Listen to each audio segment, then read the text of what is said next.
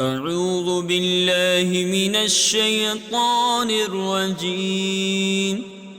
بسم الله الرحمن الرحيم.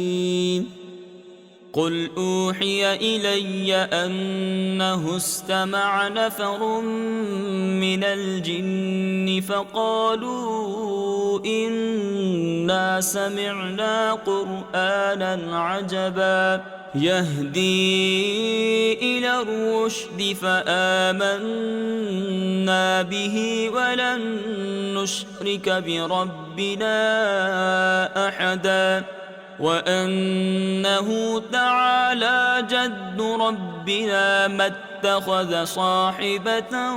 ولا ولدا وأنه كان يقول سفيهنا على الله شططا وأنا ظننا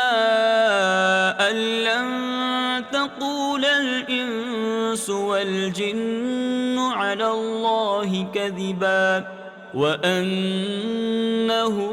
كان رجال من الإنس يعوذون برجال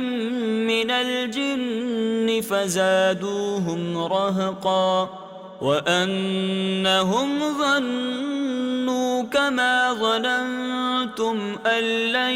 يبعث الله أحدا وأنا لمسنا السماء فوجدناها ملئت حرسا شديدا وشهبا وأنا كنا نقعد منها مقاعد للسمع فمن يستمع الآن يجد له شهابا رصدا وأنا لا ندري أشر أريد بمن في الأرض أم أراد بهم ربهم رشدا وأنا منا الصالحون ومنا دون ذلك كنا طرائق قددا وأنا ظننا أن لن نعجز الله في الأرض ولن نعجزه هربا وأنا لما سمعنا الهدى آمنا به فمن يؤمن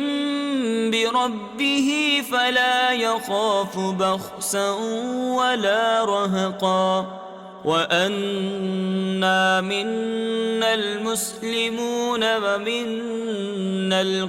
القاسطون فمن أسلم فأولئك تحروا رشدا وأما القاسطون فكانوا لجهنم حطبا وأن لم استقاموا على الطريقة لأسقيناهم ماء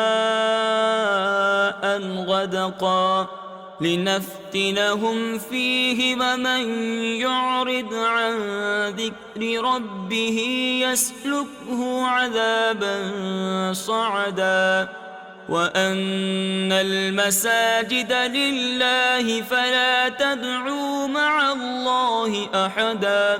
وأنه لما قام عبد الله يدعوه كادوا يكونون عليه لبدا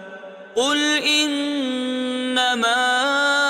أدعو ربي ولا أشرك به أحدا قل إني لا أملك لكم ضرا ولا رشدا قل إني لن يجيرني من الله أحد ولن أجد من دونه ملتحدا إلا بلاغا من الله ورسالاته ومن يعص الله ورسوله فإن له نار جهنم خالدين فيها أبدا حتى إذا رأوا ما يوعدون فسيعلمون من أضعف ناصرا وأقل عددا قل إن أدري أقريب